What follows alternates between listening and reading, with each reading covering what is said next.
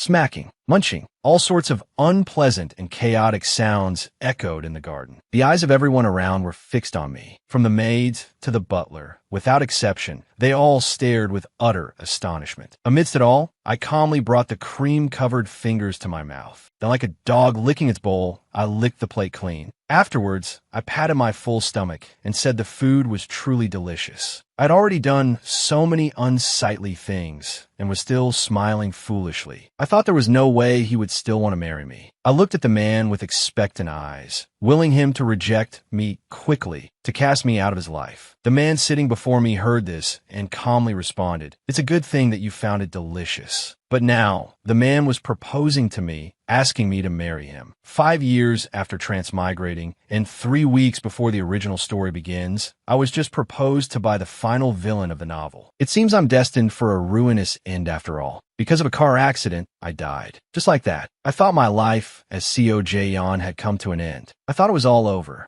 But when I opened my eyes again, I had become a side character in the romance fantasy novel, Night of Ahia, Evelyn Claude. At first, I didn't realize this was the world of Night of Ahia. After all, I've read so many novels in my life. How could I remember the name of every single side character? It wasn't until I had recovered from the shock of transmigration and heard the names of the male lead and the villain that I was certain I had transmigrated into that novel. However, there was one fortunate thing. Evelyn was a great beauty. So beautiful that it would feel like a waste not to ruin 2 or 3 countries with this face. As the daughter of a viscount, Evelyn was born frail and sickly. Until the age of 15, she could count the number of times she had gotten out of bed on her fingers. She was extremely weak. In the original text, she was just a side character mentioned in a single line like so-and-so's wife. So-and-so smiled gently. But no matter how many death flags were raised, I was still full of hope when I transmigrated. The villain's fiancé, a side character destined to die. Isn't this a common transmigration setup? And honestly, isn't this the trend nowadays? Transmigrating into a side character, only to find out you're the protagonist. Thinking that's the case, but still being a side character, and then finally discovering you were the protagonist all along. In that case, with this face, I'm going to make history in this world of romance fantasy. Being a beautiful and wealthy young lady is just fantastic. As long as I don't get involved with him, I'll be fine. Rebellion Florence, the final villain of the novel. He led a rebellion. If I end up marrying Duke Florence like in the original story, I will definitely die. I can't let that happen. I finally managed to possess a character in a romance fantasy novel. When I transmigrated, Evelyn was 15. The information I gathered was that the Crown Prince was 20. When the original story began, the Crown Prince was celebrating his 25th birthday, so I still had 5 years. Of course, since I didn't know when Evelyn's marriage to the Duke would happen, I was a bit anxious, so I tried hard to marry someone else. Since I had to get married, it was best to find someone suitable. A contract marriage at first, leading to a happy ending, would be even better. So, the day after I made up my mind, I told my father I wanted to get married. My father heard this and declared that his daughter, of course, deserved the best man. To marry into a noble family, we'd have to get in line. He even suggested Duke Florence as a marriage partner, thinking that with his daughter's qualifications, winning over the Duke would be a piece of cake. I refused my father, so I took it upon myself to find a fiancé. It's fine if he's a side character, and even better if he's the male lead. Oh, female lead. You're beautiful and capable. You can live well on your own. I was the epitome of selfishness, but my life was more important. I opened my eyes wide and searched everywhere for a fiancé candidate. And my father, who was eager to send me into high society, fully supported my debut in the social world. Anyway, by persevering and making appearances in high society,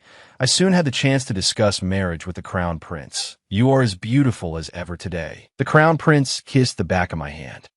He was completely captivated by my charm. Would you grant me the honor of a dance? I danced gracefully with the Crown Prince. I thought the time is now. I can finally say it. Your Highness, the Crown Prince. The Crown Prince asked Miss Claude, "What is it you wish to say?" Finally, I confessed to the Crown Prince, saying, "Your Highness, please marry me. But the crown prince refused. Let's pretend I never heard that. In the middle of a party where everyone was watching, I was mercilessly rejected. I thought in a romance fantasy story, the female lead could have everything. He showed no shame in rejecting me based solely on my looks. After my confession, I was seen as a woman who, relying only on her status as a viscount's daughter and her face and figure, made a move on the crown prince and ended up making a fool of herself, a woman who couldn't read the room. What an unexpected plot twist. A complete failure. I'd been too naive about this world. Having never been in a relationship, I couldn't tell the difference between flirting and politeness. That day, for the first time, I experienced what it felt like to cry from shame. Even so, I couldn't just give up. My second attempt to escape was running away from home, but I was caught and brought back after 3 days. Back at home, I remained silent about my father's questions. Ultimately, because he couldn't get a reason for my running away from me, my father concluded I did it out of shame.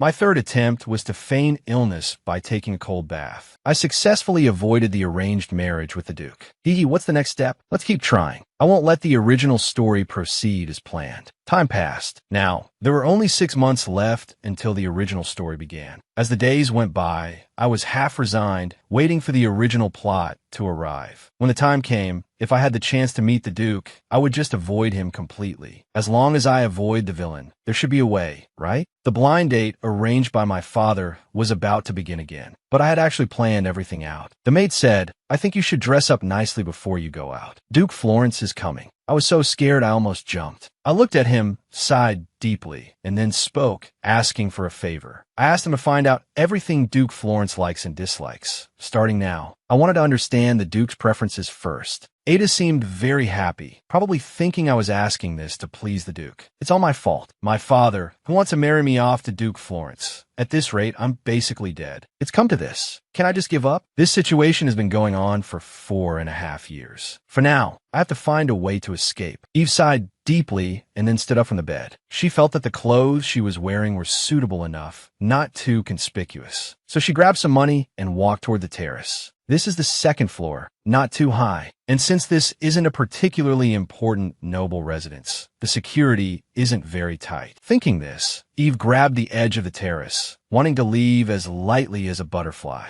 Eve froze for a moment, discovering that the hole she used during her last escape had been blocked. But she had expected this, so she had dug 3 more holes. If I don't act now, I'll end up getting married. I absolutely do not want to meet Duke Florence. After finally squeezing through the hole, Eve, with a face full of mud, looked up and saw a man appear before her. Sleek black hair was neatly combed back. His face wore a stern expression, a pair of red eyes, and a face as exquisite as a sculpture. It was exactly as described in the novel. At that moment, I realized, no matter how hard I struggled, the plot of this novel would definitely make me meet the Duke. Oh, I'm so screwed now. Eve's face went blank, truly feeling as if the world was about to collapse. She felt the world must have abandoned her. Otherwise, how could something like this happen? How could there be such a coincidence? Calm down. Maybe you won't recognize me. Please don't recognize me. Please. Evelyn Claude. The name I had heard for nearly 5 years, now as familiar as my own. Eve subconsciously looked at the person who called her name. Seeing it was the villain from the original novel, Rebellion Florence, she felt his face instantly stiffen. Rebellion asked what Eve was doing here. Eve didn't answer. "You don't look like you're just out for a stroll. It looks more like you're running away." Eve cursed Rebellion's sharp eyes in her heart. She pursed her lips, not knowing how to answer, and just sighed deeply. Just then, Rebellion tilted his head and asked if she couldn't speak. Eve thought to herself, "Can't I get married if I can't speak?" She even considered that from the perspective of the ducal family's dignity, having a duchess who couldn't participate in social activities would be a bit embarrassing. However, Rebellion continued, "That's even better. You won't talk nonsense." As soon as Rebellion's words fell, the small flame of hope in Eve's heart was extinguished. She, however, spoke with a bright smile, "My lord, I never expected to meet you in a place like this." Rebellion asked if Eve knew him. Eve smiled and replied, "How could anyone in this world not know your grace, the Duke?" and laughed cheerfully. Eve could see that Rebellion seemed to dislike talkative people, so she immediately switched to chatterbox mode. But just a moment ago, she was sitting on the ground, and now she suddenly started chattering with a bright smile. It was just that on his neat and handsome face. A faint smile appeared. Eve lamented. No wonder no one could tell Rebellion was the villain before he was revealed. He was so dignified and handsome. Who would think of him as a bad guy? Rebellion stared at Eve with annoyance, his ruby-like eyes fixed on her. Eve met his gaze, swallowed, and thought about what to say. Before she could think of anything, Rebellion said he would take her home first. Eve felt this was within her expectations. She patted her bottom. The escape would have to be put on hold for now. She brushed the dirt off her clothes and sighed deeply. Eve got out of the carriage and smiled slightly at the familiar house. Just then, she heard a scream that was almost suffocating. Her father called Eve's name, and from the sound, Eve could tell her father's blood pressure seemed to have risen. Eve smiled sweetly, thinking that no matter what, smiling is never wrong. It looks like the next little while is going to be exhausting. So she tightly gripped Rebellion's hand and began to speak. Eve told her father that it was His Grace the Duke who found her and brought her back. She even turned to Rebellion and asked, "Isn't that right?" With a determined expression on her face, she looked back and forth between Rebellion and her father, smiling brightly. Her father's face changed color with anger, and he seemed to want to say something to Eve,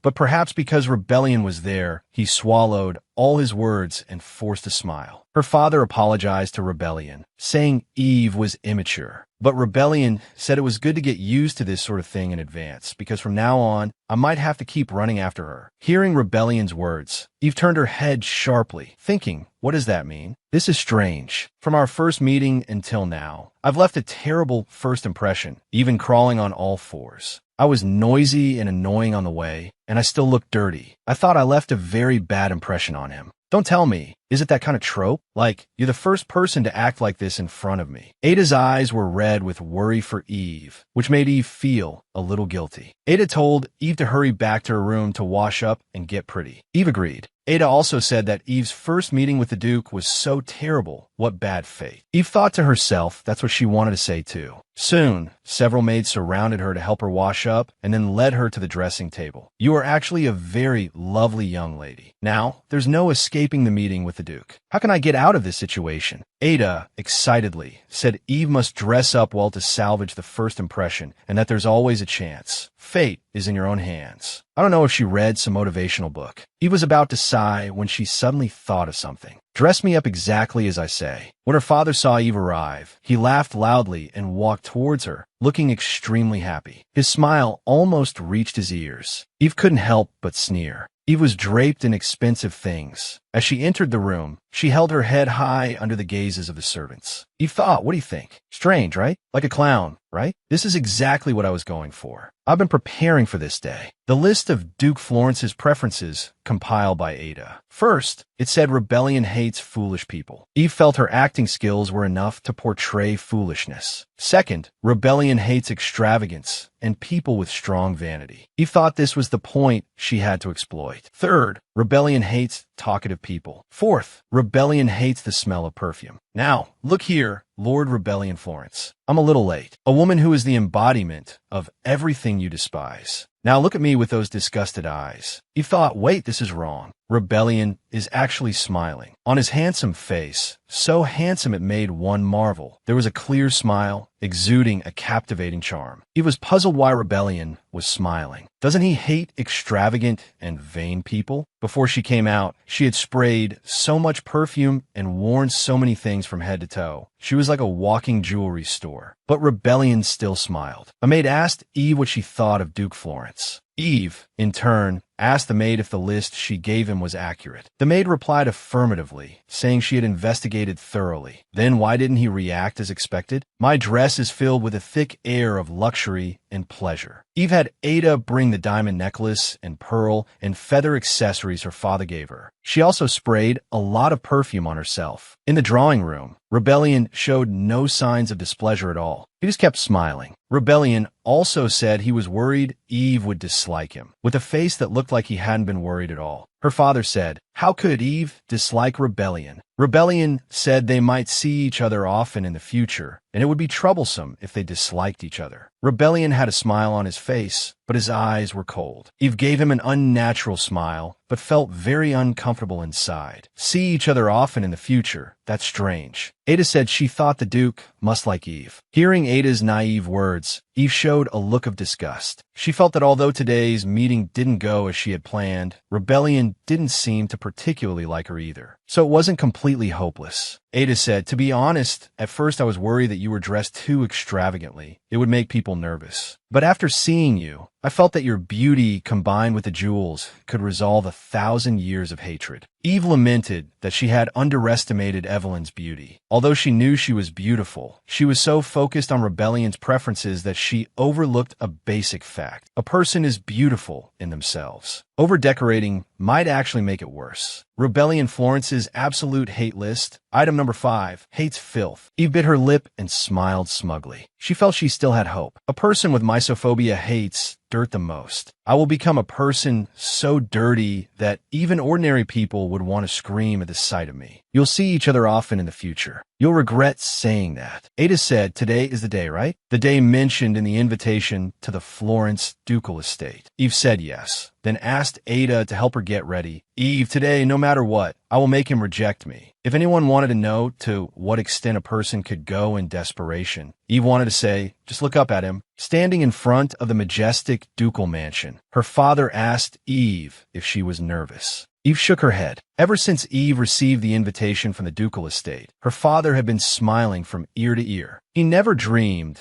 that his lifelong wish would become the cause of someone else's extreme disgust. From this point of view, in her past life, she only felt comfortable when she received everyone's care and love. But now, she so desperately craved someone's disgust. Life is truly full of surprises. The butler announced the arrival of the young lady from the house of Viscount Claude. Eve followed her father into the ducal mansion. It was even more majestic and splendid than she had imagined, to the point of surprising her. Eve felt that as a Viscount's daughter, she had seen all there was to see, but now, looking closely, she could deeply feel the characteristics of a class-based society. Eve looked at the candlesticks, wondering if she could take one. She felt these candlesticks were too much to her taste. As Eve was walking slowly, the butler suddenly stopped and said to her and her father, "From here, it would be better for the young lady to enter alone." Then her father smiled naturally and crossed his arms. This surprised Eve a little. Eve called out to her father. Her father told her to behave well and not to forget to be polite to His Grace the Duke. Her father's gentle voice did not comfort Eve at all. She felt like the beauty captured by the beast. At least Belle was kind-hearted and wouldn't curse her own father. The butler smiled and led Eve on. Her father chuckled darkly, looking at Eve with some concern. Rebellion asked, "You've come?" Rebellion's face was truly like a painting. Eve marveled again. But anyway, she was here on a mission, so she first greeted Rebellion with a dark laugh. Eve thought from now on, everyone is about to see the process of an ordinary crazy woman trying to create disgust. She felt that if the goal was to create disgust, then being prepared to ruin one's image was also a form of courtesy. Like an uncultured person, Eve smiled and pointed to the sofa, asking if she could sit there. With a greeting that defied etiquette, she tried to appear as foolish as possible. Rebellion watched Eve's behavior, seemed to think for a moment, then nodded for her to sit. From Rebellion's still calm demeanor, it was clear he was mentally strong. Rebellion said he was honored to meet Eve today.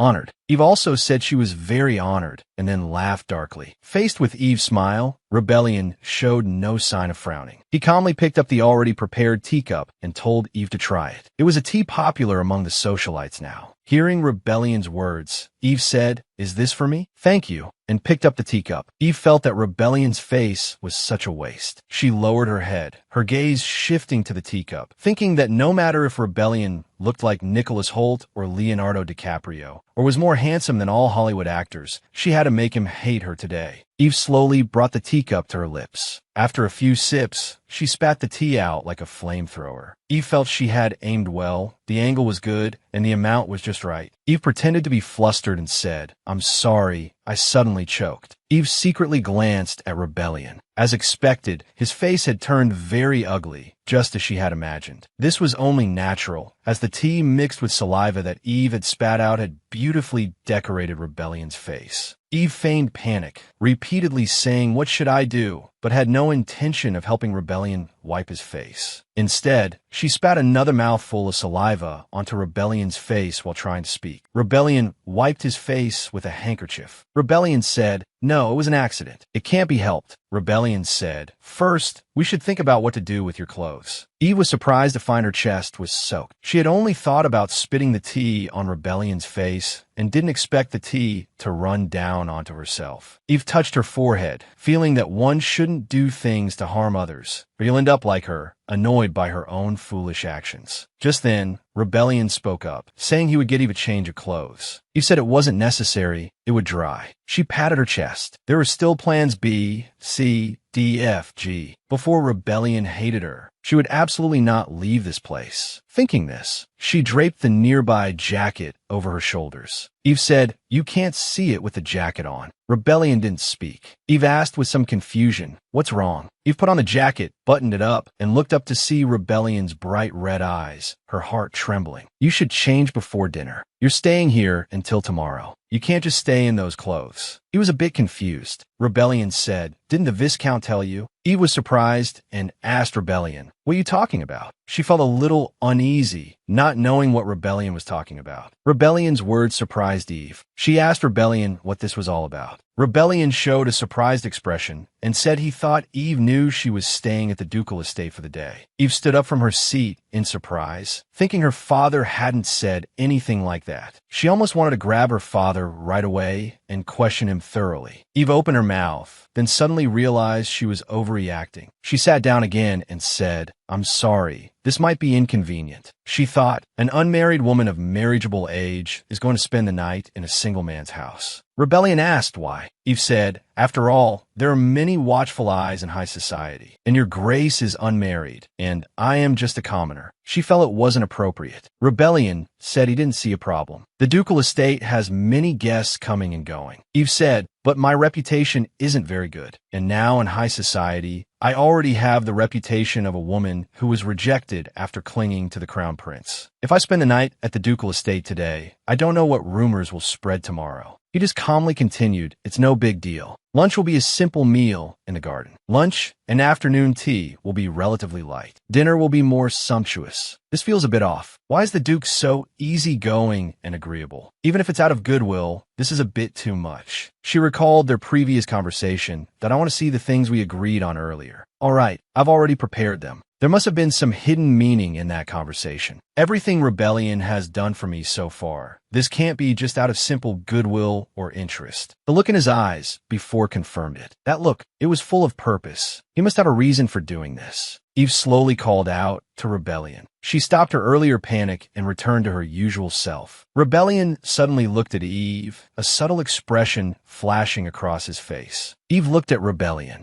Slowly, she began to ask, "Did you make some kind of deal with my father? Is this because of that deal you made with my father?" Rebellion hummed in agreement. A meaningful smile on his face, not a deal. Eve swallowed. She felt that his face was not expressing goodwill. At this point, months before the original plot, Rebellion shouldn't have revealed his identity, yet he was already like this. Eve unconsciously showed a nervous expression. Why would you think that? Because I remember the backstory of this character perfectly. Why would I think that? It's because Rebellion Florence is the villain and traitor in this novel. At first, he was a perfect gentleman, a likable character. But it turned out that his friendly words and smiles were just a means for his revenge. Later, when his true face was revealed, I was completely shocked. I was deceived by that mask. Eve instinctively felt that he might have a deal with her father, otherwise he wouldn't be so tolerant of her. But without concrete evidence, she still needed to make Rebellion hate her. So she immediately composed her expression and said with a dry laugh, "Oh, no reason. I'll just ignore this for now. For whatever reason, I just need to avoid marrying this guy." Hearing Rebellion's words, she asked what. Then she explained that if it weren't for some reason, a great person like Duke Rebellion wouldn't invite her. She continued with a fawning smile, "Your grace inviting me is already a great honor. To even say I can stay until the evening, do I understand correctly? I'm glad to hear you don't dislike this arrangement." Rebellion, as if wanting to scrutinize her, watched her for a moment, then stood up and told her to change her clothes and go to the garden for a simple lunch. Eve was puzzled why Rebellion was so insistent on her changing clothes. Rebellion stated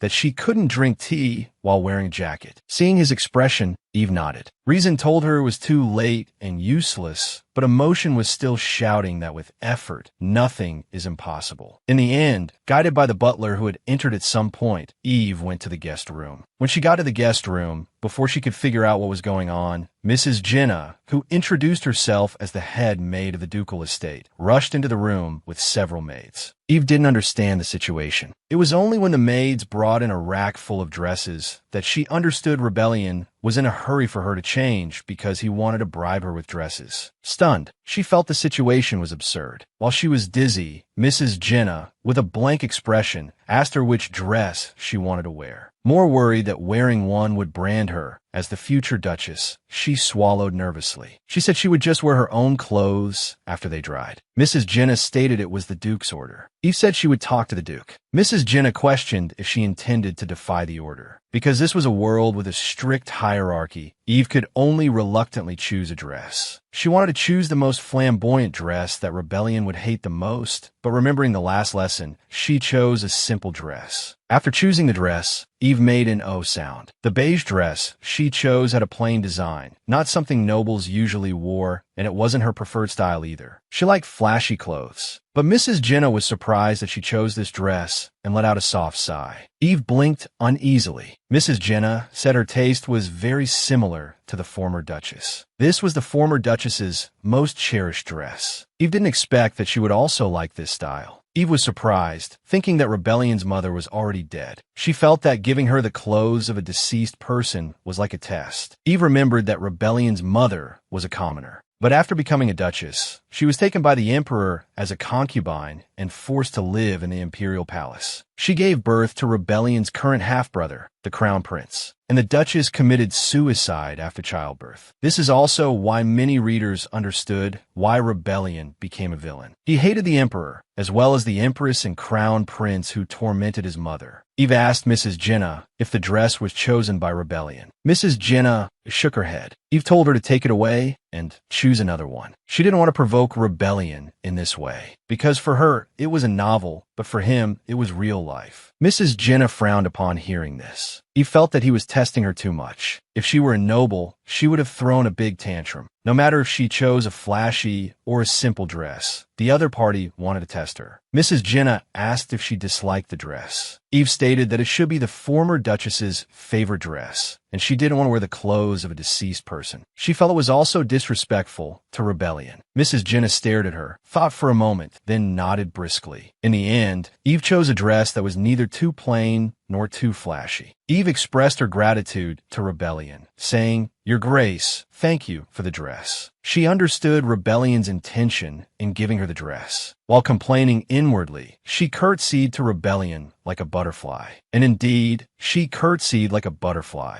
Rebellion nodded slightly, and then the servants began to set out desserts and teacups. When Eve saw the sparkling tableware and desserts, she showed an expression of amazement. She genuinely thought they were beautiful and said, "Ah, how beautiful." Because after coming to this world, being able to see with her own eyes the beautiful tableware she had only seen online made her happy. She had no resistance to beautiful things. Rebellion asked if she liked this kind of thing. Eve felt this wouldn't arouse his interest, so she obediently nodded and said she liked it. A smile appeared on Rebellion's face. He said the ducal estate had many beautiful things, and she would be satisfied. Hearing this, Eve mentioned that when she first came in, she found a beautiful candlestick. He also said that a husband's property soon becomes his wife's property. Eve was surprised. Just as she was thinking about how to refuse, Rebellion changed the subject and asked if she had been to the imperial palace. He was sure she had seen many beautiful things. He then asked if there were many beautiful things in the palace. Eve responded to each question. Faced with the sudden change of topic, she didn't know how to respond. She felt that Rebellion would lead the conversation, and she would be pulled back and forth. So, while thinking about how to implement Plan B, she sighed. Just then, Rebellion spoke again. "I heard you propose to the crown prince, and you were rejected. That's tough. In front of everyone, you were rejected quite decisively. That's really tough." Eve felt that he brought this up without warning, digging up her dark past. Hearing about the most embarrassing moment in her 5 years of possession, even with her thick skin, she blushed and lowered her head in shame. "Actually, this world comes from a novel, and I have already possessed this body. In the future, You will become the mastermind who threatens my life. Please, don't marry me. As if he would believe such a thing. Rebellion misunderstood her expression, tilted his head, and asked, "You were rejected, but you still like him?" "That crown prince." Eve said, "Absolutely not." Rebellion frowned. Eve knew how she looked in his eyes. She claimed she never loved the crown prince. Rebellion said again, "If not love, then you must have had some feelings." Eve felt suffocated. "Absolutely. I have never loved his highness. Can we please stop talking about my Kanwari show past?" "So that's how it is. But in that situation, why?" Realizing that ending the topic quickly was better for her mental state, she interrupted him. By the way, did you prepare all these desserts just for me?" Rebellion said he heard she liked to eat, so he prepared a lot. He also asked if she liked the desserts. Eve rolled up the sleeves of her dress to her elbows, clenched her fists, and flexed her wrists. After opening her mouth wide, she put on an innocent smile and said, "They look delicious."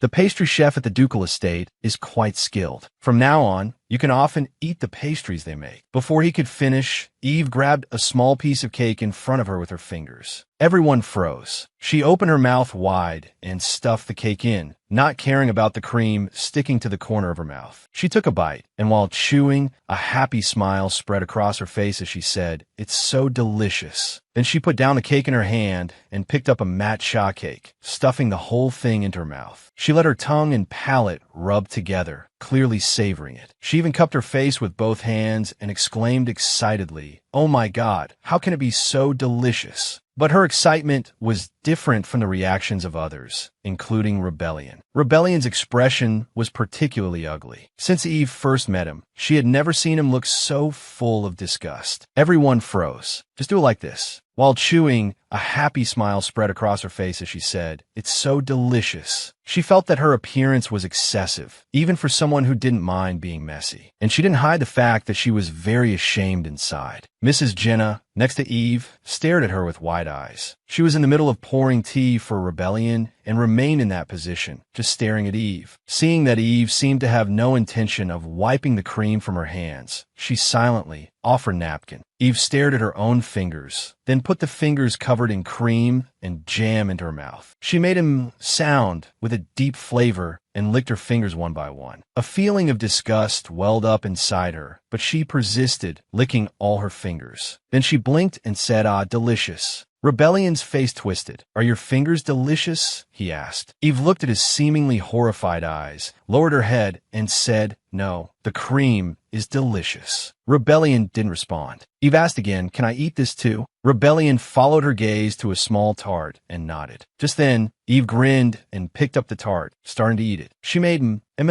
sound with her mouth. She thought to herself, "This is so embarrassing." Even though she was trying to make Rebellion hate her, embarrassment was still embarrassment. But anyway, she had an obligation to protect her own life, so she continued to eat the desserts with smacking sounds. The servants, as if by agreement, all looked at her with contempt. It was understandable. A commoner freely entering and leaving the ducal estate was already annoying enough. What's more, such an uncultured woman. No one would like someone who was not only uncultured, but also so slovenly. But there was something strange here. Rebellion should have stood up immediately and told her to get out. But instead, he looked at her with a slightly restrained expression. Eve thought, maybe this is his way of expressing anger. After all, she was being really slovenly. Eve said, "I'm full." Rebellion leaned back in his chair, crossed his arms, and asked, "Are you finished?" Eve patted her bulging stomach and even let out a burp, then smiled foolishly. Rebellion looked at her with an expression that said, "Is it finally over?" Eve pouted and said, "I can still eat a little more." Rebellion's face stiffened slightly. Rebellion helplessly nodded to Mrs. Jenna, signaling for more food. But Eve waved her hand and said with a bright smile, No, it's fine." Rebellion showed a puzzled expression. Eve continued, "Father said that wasting food will bring heavenly punishment." Of course, her father had never said such a thing to her, but she shamelessly brought up the principle of thrift. Facing Rebellion's exasperated expression, she slowly picked up the plate. Just then, Eve felt an incredulous gaze shoot towards her. Suddenly, the moment Eve picked up the plate and licked it with her tongue, A maid finally couldn't hold it in and started to gag. Although the maid quickly covered her mouth, her expression clearly showed how extreme Eve's behavior was. As expected, Rebellion pulled out a handkerchief and grabbed Eve's wrist. Eve's eyes widened. Rebellion let go of her hand and said,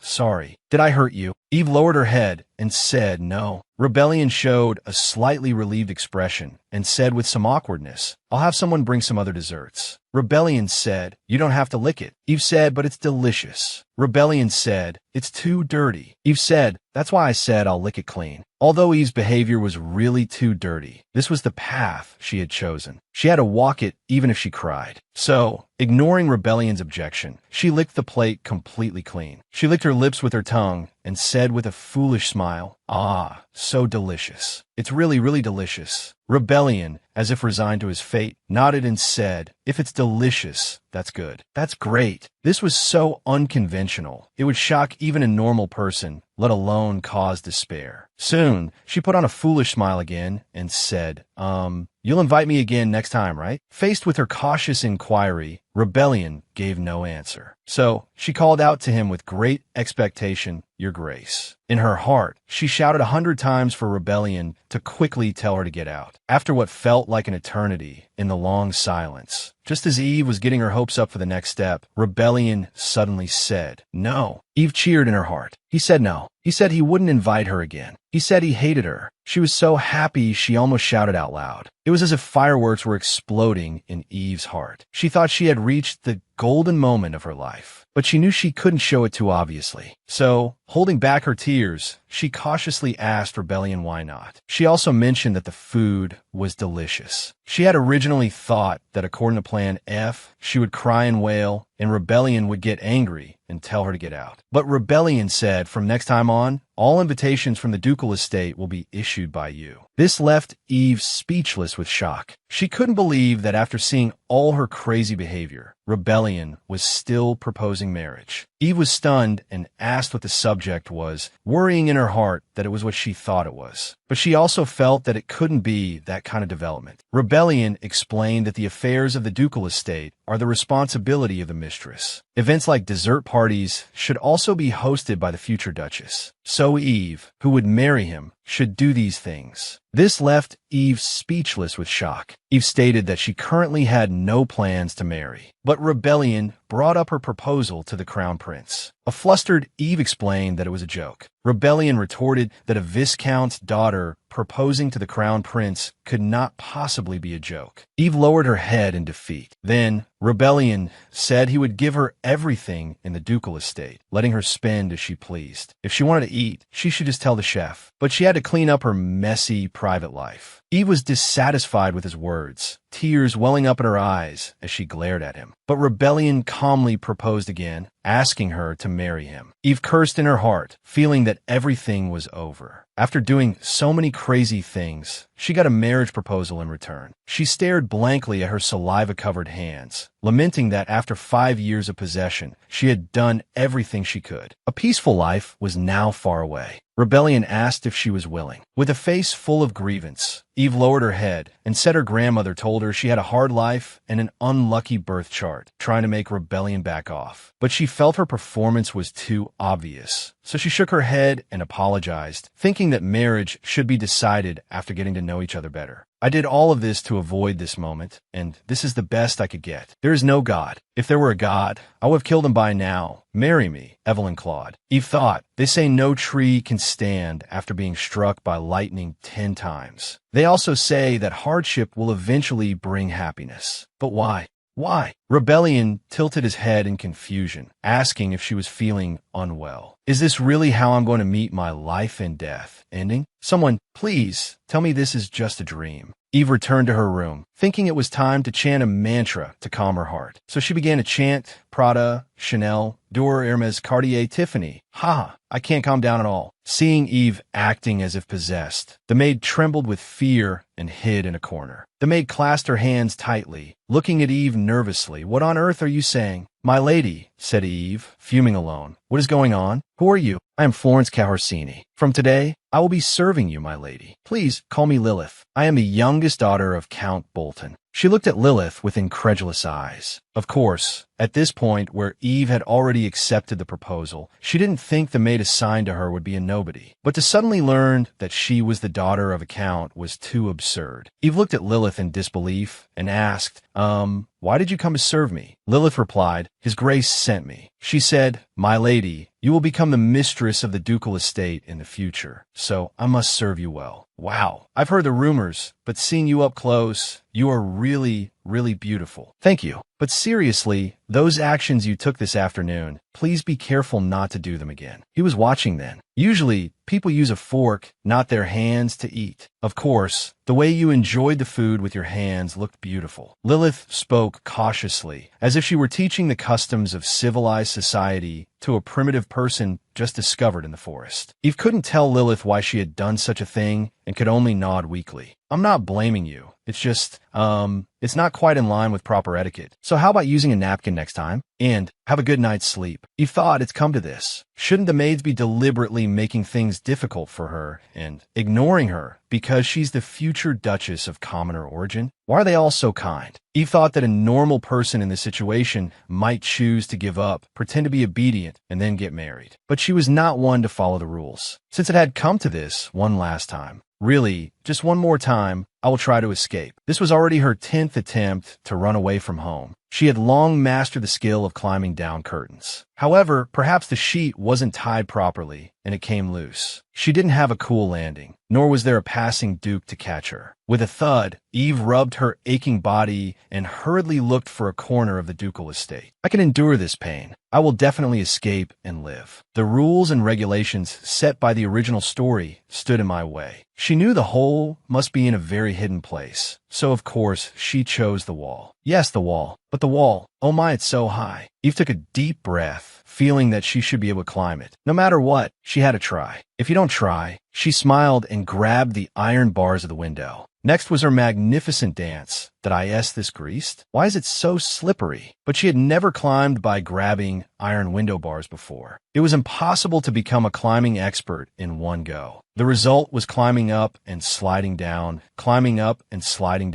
over and over. Eve looked at her raw, red hands, and just as she was about to cry, she suddenly heard a voice from behind. What are you doing? Are you dancing in the middle of the night? No way. Eve slowly turned her head. She turned so slowly that she wondered if it would make a creaking sound. As expected, Rebellion was standing there. He didn't look like he was out for a stroll. Rebellion said, How did your hands get so raw? Why are you doing this instead of using the main gate? Eve demanded, You're doing this on purpose, aren't you? You actually know what I'm doing. You're just toying with me. Rebellion asked in confusion, What are you talking about? I don't understand, my lady. Eve could no longer hold back the tears that welled up in her eyes and started to cry loudly. Finally, she sat down on the ground with a plop. Rebellion asked in a flustered manner, Evelyn, why are you crying? Does it hurt somewhere? Eve thought to herself, My heart hurts, you jerk. Rebellion asked again, Is there something you're not satisfied with? Eve sobbed and wiped her tears. She felt wronged and shocked, not expecting the consequences of arbitrarily changing the original story to be so severe. And she was fed up with the rules of this world that seemed determined to kill her. In the end, she could only sob and shed tears. Eve thought she didn't want to destroy the world. She just didn't want to follow the original plot alone. Why was it like this? Others could change the original story just by living. To those senior transmigrators, I'm sorry. I used to think you were funny. She now understood that the world would not revolve around her ideas. When she used to read novels, she felt frustrated and got angry about it. I'm sorry, sisters. Please give me some wisdom. Rebellion said, Then let's go inside for now. I don't even want to see his face. Even though he's handsome, there's nothing to say. Can't I just say nothing? Can't you just leave me alone? Rebellion said, I don't know what you're talking about. Because I need you. Eve said again, Can't you just marry my father? I'll try my best. Although this is a serious problem, look, I graduated from law school and passed the bar exam in one go. I'm well versed in jurisprudence. Law is something that can be changed with effort, right? Now Rebellion looked at the babbling Eve with a hint of pity in his eyes. Finally, Rebellion sighed deeply and pulled the seated Eve up. Eve shouted, I'm not getting up, not unless you cancel the engagement. I'm not getting up otherwise. Rebellion said, you don't have to get up, but there's a bug crawling up your skirt right now. He was about to shout, so what? You're scarier. But hearing the word bug, she froze. Soon, she looked down towards her knee and saw a small bug climbing up her leg as if it were climbing Mount Everest. The bug quickly made eye contact with her. It even moved as if greeting her. Eve instantly felt a chill. She jumped up from the ground and started patting her skirt. Eve had been most afraid of multi-legged insects since she was a child. At the same time, she also hated legless reptiles. Eve ran from where she was and rushed towards Rebellion, shouting, "Didn't I ask you if there were bugs elsewhere?" "There are no bugs elsewhere, right?" Rebellion replied, "I can't say there are absolutely none." Eve shouted, "I'm going crazy. It's so dirty."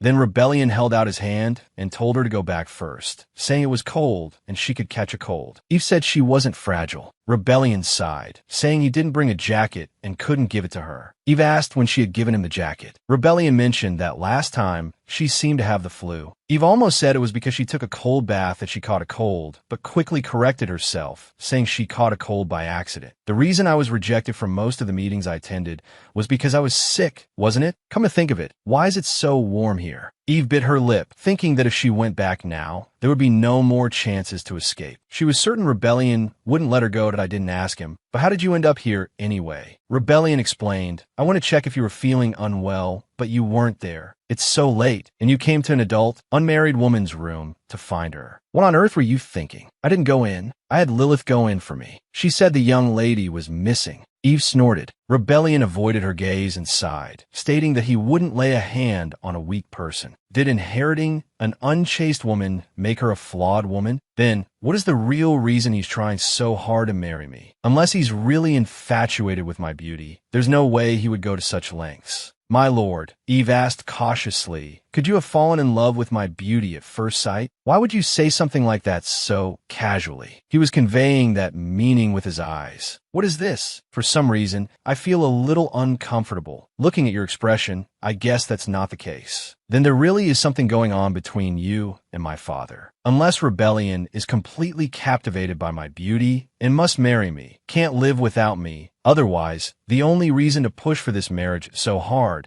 is that Rebellion's means of revenge require marrying me to be realized." Eve guessed that the deal might be related to what Rebellion was about to do to achieve that means of revenge. He must have made a deal with my father. The two looked at each other in silence. Rebellion sighed lightly, admitting there was a deal. Eve said, "I knew it. Please tell me what it is." After a moment of thought, she asked if the deal was related to money. Rebellion looked at her with an incredulous expression and said the ducal estate was not short of that kind of money. That was true. Then what was the real purpose? Rebellion's revenge, a father driven by the desire for power, and a deal with marriage as a condition. Rebellion said, "If you're not curious about anything else, I'll be leaving now." Eve guessed that the deal might be related to what Rebellion was about to do. She thought her father knew Rebellion was going to do something bad and pushed her out. So she suddenly blurted out, "Did father promise to make me the empress?" Rebellion frowned in surprise. "What did you just say?" Eve was secretly thrilled and excited. She said she thought Rebellion and her father made a deal, and when Rebellion overthrew his majesty and became emperor, what would happen then? Before she could finish, Rebellion reached out and covered her mouth. Seeing Rebellion's terrifying expression, she realized she had said the wrong thing. Rebellion looked at her, thought for a moment, then lowered his voice and told her to be careful with her words. Eve whimpered that she could handle it and told him to let go. Rebellion said she'd better not get involved. It wasn't a matter of whether she could handle it. Eve repeated that she could handle it. Rebellion couldn't hear her clearly. "I can't breathe." Rebellion couldn't hear her clearly. Eve accused him of treating her like a fool. "Let go of me, you bastard." She thought he was pretending not to hear her cursing. In the end, Eve's blood pressure soared, and she lost her strength, panting heavily. After a while, Eve calmed down a bit. Rebellion told her not to say any more dangerous things. Eve whimpered that she knew and wouldn't say any more. Rebellion removed his hand. Eve asked about the terms of the deal, whether she could refuse, and why her father used this as the price for her marriage. Rebellion said there was no room for refusal. Eve asked if it was an object. Rebellion said she didn't need to know. Eve begged him to reveal a little. Rebellion said if it's an object, it's an object. If it's not, it's not. What does that even mean? Eve sighed and was about to walk away when Rebellion reached out, offering to take her back. He said she didn't need an escort. Eve sighed, feeling that it was unsolvable. She had to marry Rebellion. Thinking of the original story, she felt it was difficult to deviate from the plot. Rebellion pointed out that her ankle was sprained. Isn't it? Eve was surprised how he knew. She thought that falling from the third floor and only spraining her leg was lucky. Although she didn't know how Rebellion knew, she was indeed having difficulty walking. So she immediately grabbed his hand. Anyway, I didn't find out anything. This means I have to think of another way. If that's the case, time will become very tight. The original plot is about to begin. The original plot starts now. There's no time to think of a new plan. If I haven't gotten rid of Rebellion before the original plot begins, my life will be in danger. At this rate, I will really enter the story as the Duchess of Florence. Wait, could it be that because this is actually before the original plot begins, I can't control anything? In the original story, Rebellion appears as a married man. If I change this setting and manage not to marry him before the plot begins, when the story starts, Rebellion will be different from his official setting. Is the failure because I've been trying to change the core of the original story and the basic settings of the characters? No way. Seriously? I can change the romance plot, but not this? Just let the story begin with him being single. Wait, now that I think about it, in the possession stories I've read, it seems easier to change the plot after entering the original story. Desperately trying to make the character recognition device work, but somehow that also became a big deal. Why does following the original story make things more complicated? I just want to live quietly.ic. Rebellion watched her as she frowned to herself, then relaxed, and then frowned again. You suddenly look to be in a good mood. Did something good happen? Eve said no. I was just thinking, maybe this marriage isn't so bad after all. Let's do it then. Let's get married. Rebellion was surprised and said, of course. Eve thought to herself that she still had a way to survive. The next morning, she was greeted by her father's smiling face. Amazing, my daughter. Was the ducal family good to you? Were you comfortable? Her father laughed loudly.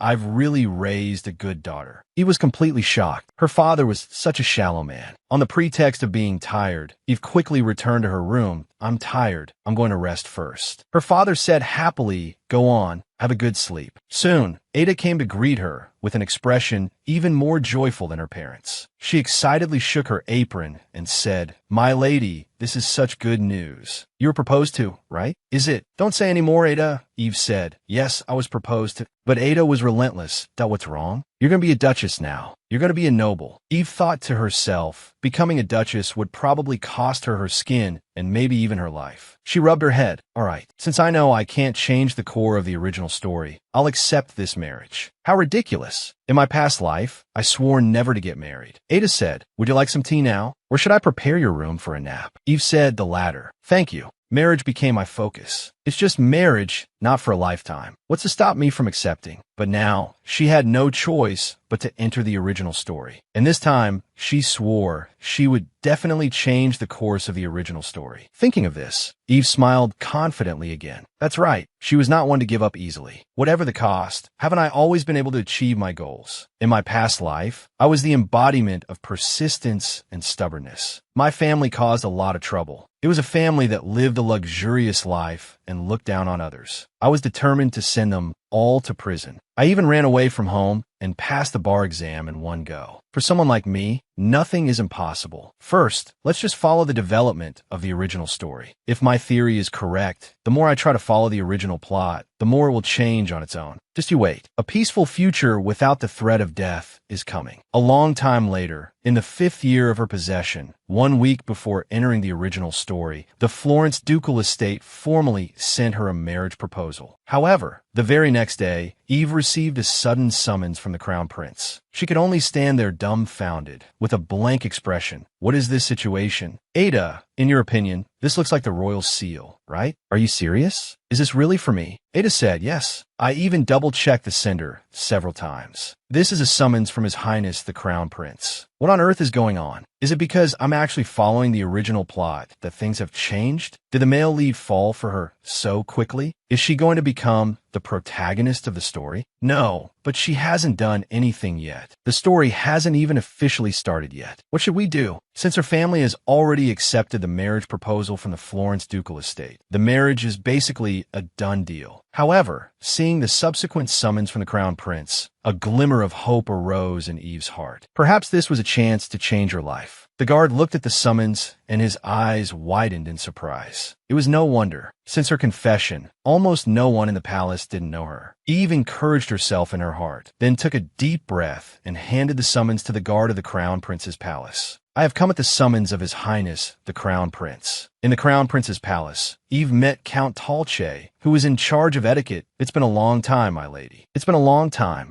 Eve gently lifted her skirt and curtsied to him. Count Talche just nodded. Eve recalled the "please marry me" with sweet eyes. After that confession, rumors about me have spread throughout the palace. Well, so what? Once the original story begins, all this noise about me will die down. The story's development will revolve around the female lead. For now, I just need to figure out why the Crown Prince called me here today. It probably isn't anything major, right?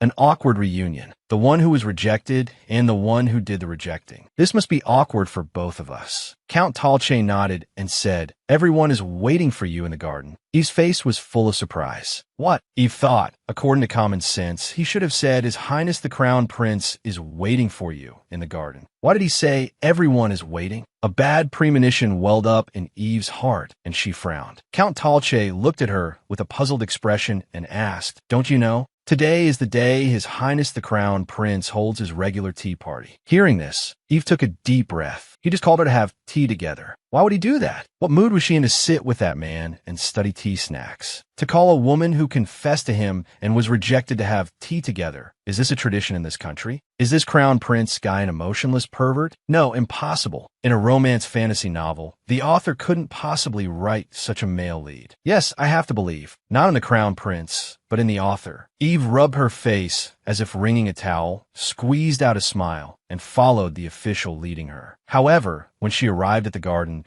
the little bit of sanity she had left instantly vanished. Miss Evelyn, the young lady of the Claude family, has arrived. As soon as Count Talche's words fell, the gazes of the nobles sitting at the long table instantly turned towards her. At that moment, she felt the wave of disgust spreading from among them. At this point, Eve even began to consider whether it would be better to flee this place directly or to simply assassinate the Crown Prince for a more dramatic and conclusive end. Honestly, people who exude an air of shallowness are common, but I never thought Miss Evelyn could be like this. Duchess Corlica, sitting beside the head seat, fanned herself elegantly and chuckled softly. However, Miss Evelyn had managed to do the seemingly impossible. Eve greeted her, "Duchess Corlica." However, Duchess Corlica continued her taunts. "Now that you are about to marry the Duke, it would be best to compose your appearance and your thoughts." Of course, I suppose even without any thoughts, a pretty face is enough. Should I kill the Crown Prince? How dare he invite me to an occasion like this? What kind of fool does he want to make of me? I'd like to see if tackiness really suits you. This is why people should live within their means. Eve had once confessed to the Crown Prince and was rejected, subsequently landing on the social world blacklist. And the nobles who were close to the Crown Prince especially detested her. This included the family before her now, the family of the Crown Prince's mother, the Empress, and also the most influential house in the empire today, the Duchy of Corlica. Watching Duchess Corlica openly mock her, Eve clenched her jaw. She had thought that after the news of her impending marriage alliance with the Duchy of Florence spread, the other party would show some restraint. She never expected to be mocked so openly. She wanted to see just how terrible this family could be. Eve sighed deeply. All the nobles present were followers of the Crown Prince, and all had intricate ties to the Duchy of Corlica. The only exception was the Duchy of Florence. It seems you're all quite busy discussing me. I have always been unparalleled in a certain aspect. I was born with unparalleled beauty. Eve snapped open her fan, slightly covering her face. Isn't this the most common scene in romance novels? The possessed female lead who is mocked and ignored, but ultimately wins everything with her wisdom and gains everyone's approval. However, Eve didn't have the wisdom to deal with these people. To be honest, she was never one to care about her reputation. If she really cared about what others thought, she wouldn't have done what she did in front of Rebellion back then. So she narrowed her eyes slightly and said, "If I have a single flaw, it's probably that I'm too beautiful. Of course, because of this, I've attracted countless malicious intentions. But what can be done? I'm just this beautiful." The Duchess, clearly not expecting such a retort, showed a displeased expression on her face and said, "How shallow. If finding fault is your Grace's talent, then talking back is mine." The Duchess said, "How can this be called finding fault, Miss Evelyn? You are too sensitive." Eve retorted with sarcasm, "If this is considered a roundabout taunt, then the upbringing your Grace received is truly worrying. If my tutor saw your words, she would probably only give your taunting skills a 2 out of 10. The war of words in a social gathering. It's interesting to watch others fight, but when it's your turn to experience it firsthand, the feeling is not so wonderful." Just as Eve quietly lifted her head, a voice came from not far away. My.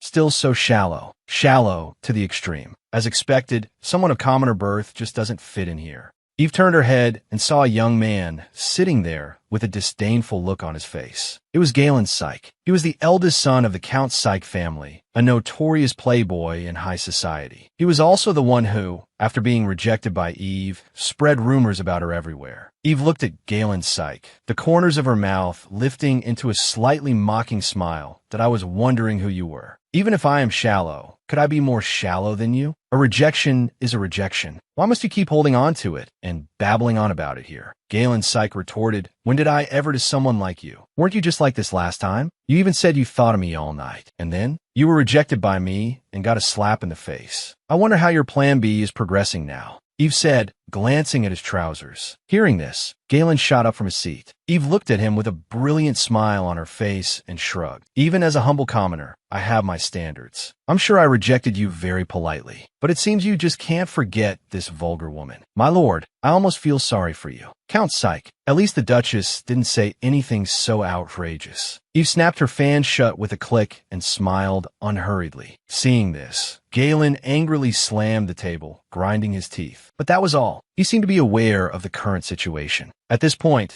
Galen's face was red with anger, and he was fuming. Eve thought, looks like the provocation was a success. From his expression, he really wants to hit me. Time to retreat. Galen angrily raised his hand. "You bitch. You think being pretty is enough." Eve thought, what the hell? Is he really going to make a move here? Just then a cold, sharp voice cut in. "Stop. What are you doing?" Hearing the voice, Galen turned his head. At the same time, Eve turned her head. It was Rebellion. He looked at Galen with a cold face. Galen looked in terror at the approaching Rebellion. "Your Grace, Duke, your Grace." Galen fearfully covered his head, thinking Rebellion was coming to teach him a lesson. Rebellion walked straight past him, caressed Eve's cheek, and asked with a worried expression, "Are you all right, Evelyn? You're not hurt, are you?" Rebellion's cold gaze swept over him to Galen. "Psyche," Galen stammered, Your Grace." The Crown Prince walked over and said, "I had thought to see everyone here, but it seems there has been some disturbance." His Highness the Crown Prince said, "I came late on purpose to give Miss Evelyn time to adjust to high society." Eve cursed inwardly. "I knew it, that bastard." Eve thought, "So you deliberately threw me into the lion's den." Then she said, "Thank you very much for your consideration, Your Highness." The Crown Prince said, "If you don't mind, I would like to hear the full story. Only stepping in now to smooth things over." Does he think I'll just let it go? This is actually advantageous for me. I'll spill everything. The Crown Prince continued, "I heard you are engaged. I thought it would be a good idea to invite you today. Since you will be frequenting social occasions more often in the future, I thought Duchess Corlica could give you some guidance at today's tea party. That should be very nice." "Duchess Corlica, how has your instruction of Miss Evelyn been?" Eve grumbled to herself. What kind of ridiculous order is this? Asking how the instruction went. Duchess Corlica looked like she was about to eat me alive just now. The Crown Prince continued, "However, it seems some unseemly disturbance has occurred." Eve snorted. She already had an idea of how Duchess Corlica would respond. She glanced at Duchess Corlica, who was smiling elegantly, and said, "Of course, Your Highness. Miss Evelyn is very demure and intelligent. I really have nothing to teach her."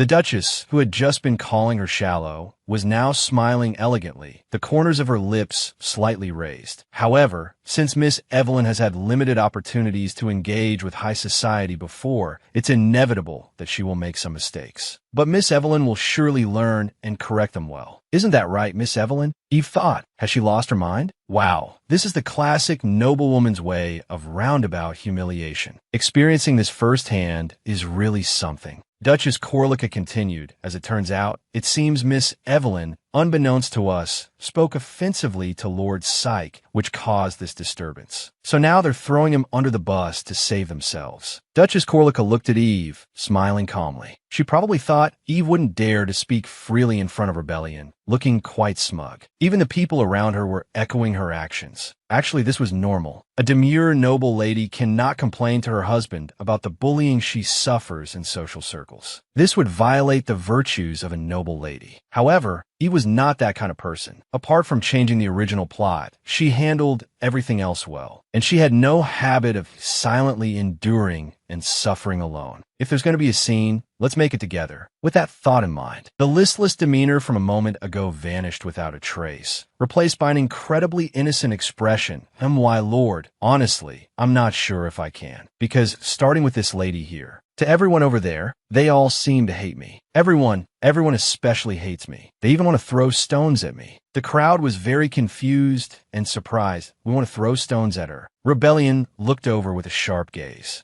Especially that one over there, Galen or Galang. He said some unspeakable things to me. Oh my, I don't even want to say them out loud. Galen said, when did I? He also said I seduced you with my body. What nonsense. He said I was shallow, and that for a shallow person like me to be able to bewitch you, it must mean you are shallow too. I don't mind being insulted, but I'm really hurt that you were judged like that, my lord. Galen looked terrified, and oh, my lord, I never said such a thing. And most importantly, he said he was going to kill me. I'm so scared. My lord. Eve feigned fear with great affectation, saying these words. In reality, she felt neither hurt nor scared. She originally thought only others spread rumors, but she never expected to be a master at it herself. She was a master of baiting, a virtuoso of fabrication, and the queen of the rumor mill. As long as you mix one lie with 3 truths, the lie will also become like the truth. At first, I was intimidated by the atmosphere here, but on second thought, they're no different from the people I dealt with in my past life. Eve's lips curved into an innocent smile. What? Am I wrong? Galen said in a panic. I never said such a thing. What did I say? I was going to kill you. So the other things were true? Eve said with a brilliant smile to the fuming Galen who had jumped up from his seat. At that moment, Rebellion's deep voice echoed in the garden. Rebellion looked at Galen with a gaze colder than anyone's, a gaze that seemed to want to bury Galen on the spot. Galen trembled and said that is... But soon, Eve said with a mischievous smile, oh my. I absolutely did not mean to tattle to the Duke. Duchess Corlica said, this cunning little, that wretched. Eve's words made Galen's face turn beet red, as if his blood pressure was about to explode. It was no wonder. Anyone with eyes could see she was saying it on purpose. To think something like this happened. I had no idea. Even the crown prince looked at Galen with a stern face. Wait, my lord. I apologize. Rebellion still stared at Galen with icy eyes. Apologize? This is not something that can be resolved with an apology. You attempted to tarnish an innocent lady's reputation, and mine along with it. Eve smiled brightly and gently grabbed Rebellion's ARM.MY Lord. Please don't be too harsh. Perhaps he's just angry because I rejected his confession before. The atmosphere in the hall suddenly grew much colder. Is that so? Rebellion's cold words made Galen shiver. I have heard many rumors about Lord Galen's rude behavior, but seeing it in person is truly shocking. In this situation, no one would help Galen. After all, the crown prince was also clearly angry. Oh, how embarrassing. Because of me, the tea party turned into a disaster and ended earlier than expected. Eve fanned herself gently at the side. She knew she must look very detestable right now. In the end, Galen was punished. He was forbidden from ever approaching Eve again. Rebellion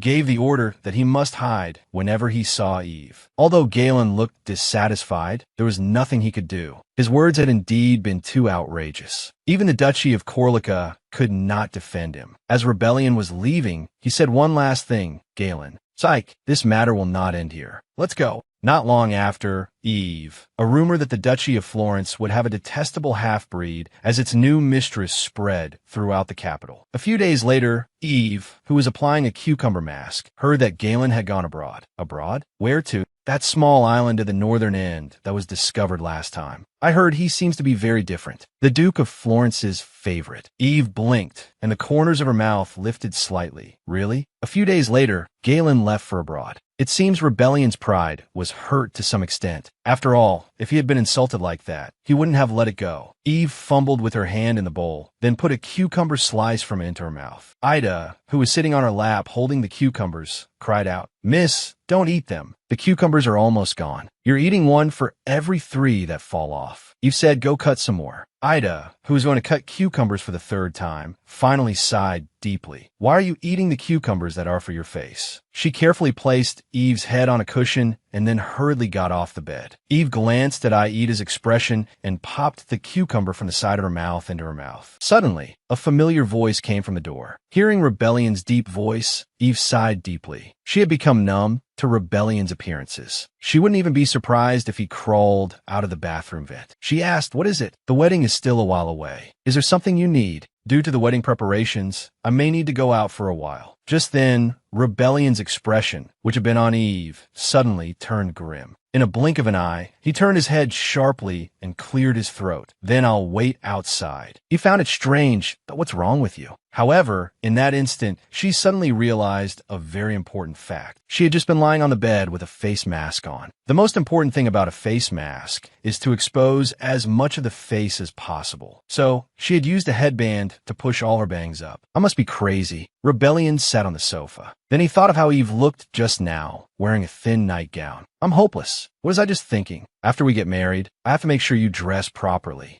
Rebellion suddenly saw something. Rebellion was looking at Eve's portrait. Eve walked over and said, "I'm ready." "What are you looking at?" Rebellion said, "A portrait of Eve. This was painted 4 years ago. It was his portrait, which his father regarded with pride. Don't I look like that now?" Eve made a flower cup gesture with her hands and blinked at Rebellion. If her past self had done this, it would have been disgusting. But in this life, with her stunning beauty, it was like watching an idol acting cute on a variety show. Rebellion looked back and forth between Eve and the portrait and soon chuckled softly. Seeing him laugh, Eve immediately dropped her smile and asked, "Why are you laughing? Am I funny?" Rebellion said, "No, I just suddenly felt like laughing." Rebellion moved away from the wall and walked towards the sofa. Eve followed him, frowning. Seeing Rebellion remain so calm despite her stunningly cute act, Eve got a little angry and wanted to start a fight. She lightly tapped his arm. Rebellion looked at his arm, then at Eve, and said, "A proper lady does not casually tap another's arm." He was a little shocked that why God, you saw me like that, and you still call me a proper lady? In this man's mind, wasn't she treated like a mouse crawling on the ground? Thinking this, she put on a helpless expression. But Rebellion was serious that, I don't know. I just suddenly felt a little guilty. Hearing this sudden apology, Eve also unconsciously became serious. The man she was about to marry was apologizing so seriously. What could be the reason? It must be a problem on his end. Is that why you've been dragging out the marriage? Am I going to die alone? Rebellion seemed not to understand her question for a moment, then suddenly shouted, "No. If it's not, it's not. Why are you shouting?" Eve covered her ears and said to him, "Why are you shouting? If it's not, it's not. My ears are about to go deaf." Rebellion, for once, stammered a little, looking at Eve's face. "It's just that you suddenly said such a strange thing." Eve looked at his flushed face. She blinked. "What are you so surprised about? Is this something you've never heard before marriage? Don't noble families receive this kind of education?" "What? You don't want to hear it? You don't like it?" Rebellion avoided her gaze. "Stop it, please. What is this? He's a mastermind, yet he gets flustered by something like this. It's kind of cute. It's a shame he's not a villain, or I could have tamed him well." Rebellion asked, "Why are you licking your lips? Why is this man acting like a herbivore about to be eaten?" She blinked. "Why are you avoiding me?" But Rebellion, with that same incredibly earnest sense of disgust, asked her again, "What are you thinking?"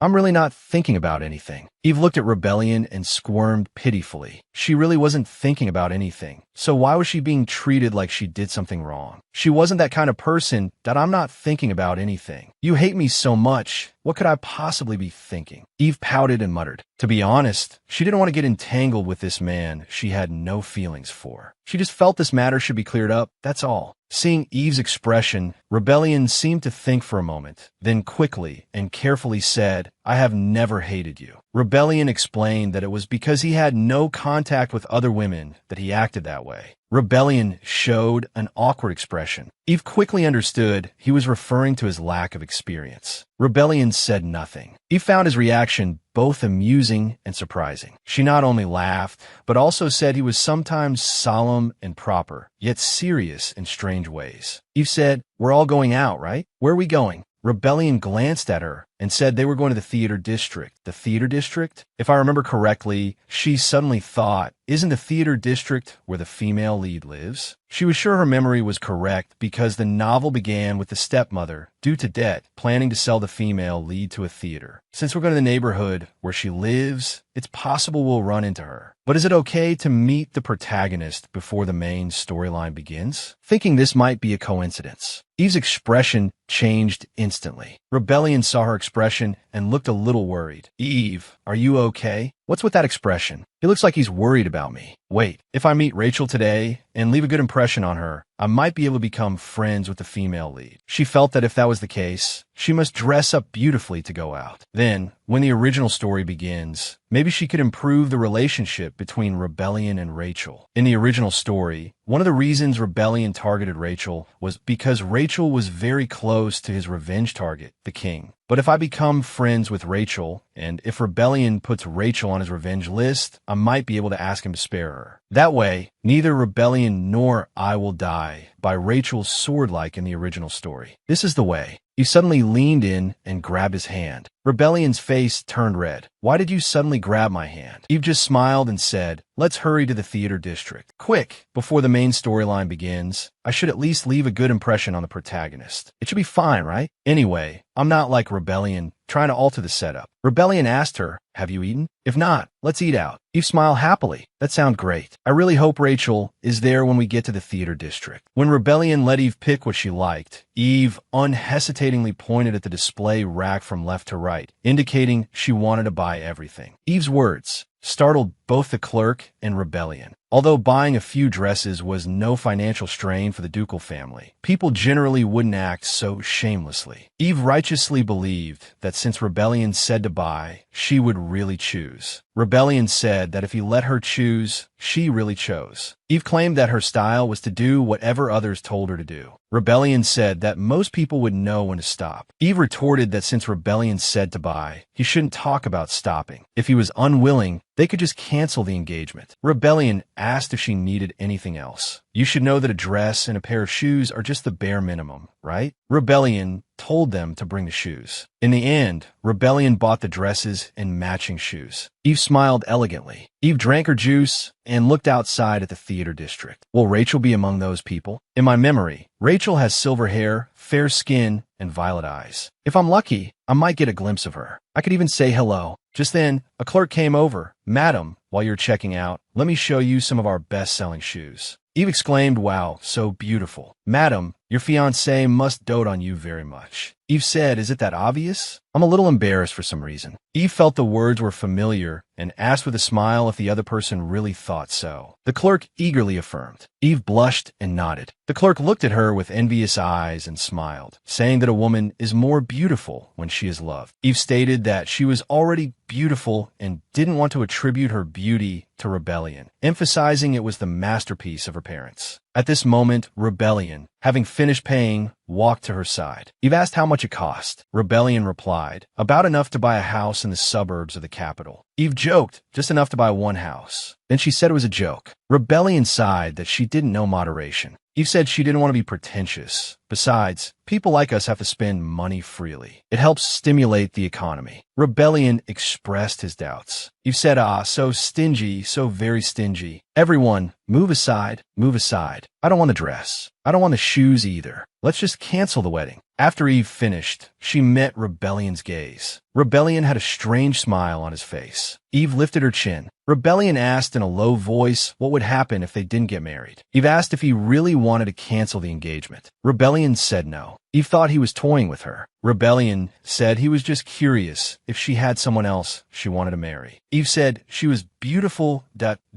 Oh, you really think someone like me doesn't have suitors? And do I have to get married? With my beauty and wisdom, supporting myself would be a piece of cake. Rebellion said the beauty is good, but your wisdom? That's debatable. His red eyes looked straight at Eve. Eve's breath caught, and she unconsciously swallowed. She thought his face was so handsome, she even wanted to make it into a photo or a photo book. Just then, Rebellion lowered his head slightly, his forehead lightly touching Eve's. That won't do. Eve was stunned. Rebellion stood up and said, "It seems there won't be a situation where we don't get married. In that sense, I'll have to support you for life. So you give me hope and then say it's not happening?" Honestly, Eve gave a dry laugh, linking her arm with his "don't get my hopes up for nothing." Rebellion told her not to have expectations. Eve said maybe he would fall for her when he saw another side of her. Rebellion doubted she had another side to show. Eve was amused by his doubtful expression. Eve said that now only the wedding was left, and other matters should be discussed between Rebellion and their parents. She was tired. Rebellion teased her for buying dresses, shoes, and jewelry, and only now complaining of being tired, but not before. Rebellion smiled helplessly and sighed, saying he didn't expect her to love spending money so much. Eve's eyes widened. Does anyone not like spending money? My legs hurt. Seeing her massaging her ankle, Rebellion bent down, held her ankle, and said, "Pardon my rudeness." Eve joked that a lady's ankle shouldn't be looked at casually. Then she said it was a joke, adding that they had even seen each other's bangs, so there was no need to mind that. Don't be so serious. Rebellion lowered his head and held her ankle. He lifted the hem of her dress a little, put her shoe aside, and looked at her reddened, fair skin, frowning. "How can you walk with your feet chafed like this?" Eve said she had good stamina, that I've always been very tolerant. Rebellion said, "You don't look like someone who can endure hardship." Eve said in a firm tone, "Because it's something Rebellion bought for me. So even if I have to cry, I have to wear it and walk around." She teased. If it were something she bought for Rebellion, he would probably collapse from exhaustion in 5 minutes. Rebellion looked at Eve's self-righteous appearance with a helpless expression. Then he lowered his head and pressed firmly on her ankle. Then Rebellion told Eve that in the future, if there was anything she wanted to buy, she should just buy it according to her own wishes. There was no need to buy everything at once. After hearing this, Eve marveled that this was just like a romance novel. Rebellion showed a puzzled expression. Eve explained that she was just marveling to herself. Rebellion said that sometimes he really didn't understand what Eve was saying. Eve replied that perhaps it was better not to understand. If he understood, he might have nightmares. Eve's playful words made Rebellion shake his head repeatedly. Despite all that, in the end, I didn't even see a shadow of the protagonist. What a pity. If everything had gone smoothly today, Rebellion wouldn't have to die at Rachel's hands in the future. "Rachel, where are you? What are you doing?" If everything went smoothly, Eve could also avoid this wedding. She thought to herself, what would it feel like to know that you are the villain in a novel and will eventually die? She felt that if it were her, it would be terrifying. Just then, a strange thought popped in her head. Eve had just started to say she wanted to ask something about what Rebellion was about to do, when Rebellion suddenly trembled. Just as Eve was about to ask if he would persist, even if he knew his death was certain, before the words came out, she saw Rebellion's sudden tremor. She couldn't help but blink. Eve was puzzled, not understanding Rebellion's reaction, which was as if she had hit a nerve. She wondered what he was thinking, feeling that in this situation, it was unlikely he would think of betrayal or the like. She pondered if he was planning to do something. Eve was startled by Rebellion's reaction and blinked along with him. Indeed, Rebellion stammered a bit as he asked Eve what was the matter. Eve realized that Rebellion did seem to be planning something, and it happened to coincide with her words. She narrowed her eyes and watched him inquisitively. However, for some reason, Rebellion avoided her gaze, took hold of Eve's foot that was on his lap, and picked up her shoe. He even asked if Eve could walk and suggested they go home first. Eve pressed him, asking what he was about to do, what he was thinking. Rebellion denied it, shaking his head insistently. Eve watched Rebellion's denial and pouted, watching him carefully help her put on her shoe. She fell into deep thought. Eve secretly wondered if Rebellion really wanted to marry her because he liked her. Then again, she felt that probably wasn't the reason. Forget it. Maybe I'll think about these complicated things after the original story really begins. A few days later, 2 days before the original plot was about to start, which was the day before the wedding, Eve's jaw dropped in surprise at the things brought by the many people who appeared with Rebellion. She was internally shocked. You have to know, she wasn't usually easily surprised by things, but this situation was just too exaggerated. Eve, both surprised and confused, asked Rebellion, "Don't tell me you really bought all the shoes in the capital? Didn't we just go around buying wedding gifts not long ago?" Rebellion explained, "Your feet seem to get blisters easily, so I had shoes custom-made to fit you. Also, I have something to give you before the wedding. I have something I want to give you." Eve asked what it was. Hearing the conversation between Eve and Rebellion, a middle-aged lady walked over, smiling as she handed a box in her hands to Eve. "Why don't you open it, madam?" Eve took the box and asked what was inside. This small box exuded an extremely high-class aura just by looking at it. Eve wondered what on earth this was for. For some reason, with a sense of reverence, she took the box with both hands and carefully opened it. However, what she saw after opening the box made Eve blink. Inside the box was a sapphire ring. Both surprised and puzzled, Eve asked, "This isn't really a marriage proposal, is it?" The middle-aged lady lowered her head upon hearing this. At that moment, Rebellion explained in a low voice, "Is the symbol passed down through generations to the mistress of the ducal house." Hearing this, Eve exclaimed, thinking, "So that's what it is." She remembered her mother in her past life, always wearing a pearl bracelet passed down from her grandmother, and expressed her understanding. Rebellion continued to explain, "This item has been passed down for generations and is also a symbol of the Florence family. It is made from a type of sapphire that is only produced in Florence, and the craftsmanship cannot be imitated, so no artisan can replicate it." After hearing this, he said it must be very expensive. Rebellion urged her not to sell it, as it was a family heirloom. Eve glanced at Rebellion. He looked quite uneasy, seeming very serious. Eve also seriously reflected on what kind of image she had in Rebellion's mind. Rebellion also said, "This ring is a very useful thing." Eve asked how it was useful. Rebellion explained that when buying things, the ring has ancient magic cast on it and can be used throughout the continent. As long as the ring is shown, the cost will be billed to the Florence ducal house's account, and there is no spending limit. But he told Eve not to abuse the ducal family's name. For a moment, Eve felt a thrill of excitement. She quickly took a closer look at the ring. What she had thought was an ordinary sapphire ring a moment ago now seemed incredibly lovely in her eyes. Eve thought to herself, ancient magic aside, this thing in my hand is practically an unlimited credit card. Rebellion showed a puzzled expression, asking what that was. Eve marveled that even before they were married, Rebellion had given her what was equivalent to a credit card with no limit. She praised Rebellion as a good in